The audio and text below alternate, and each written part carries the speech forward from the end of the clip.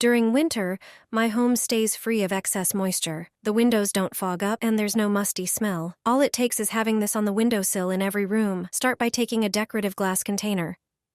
Fill it with regular table salt. The cheapest kind works perfectly.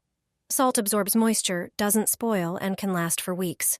Next, add a capful of your favorite laundry detergent. Make sure it has a strong, pleasant fragrance.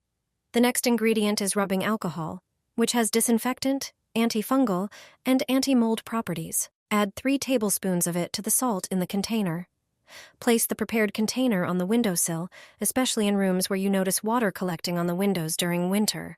Not only will it release a lovely scent that everyone will ask about, but it will also absorb excess moisture from the windows.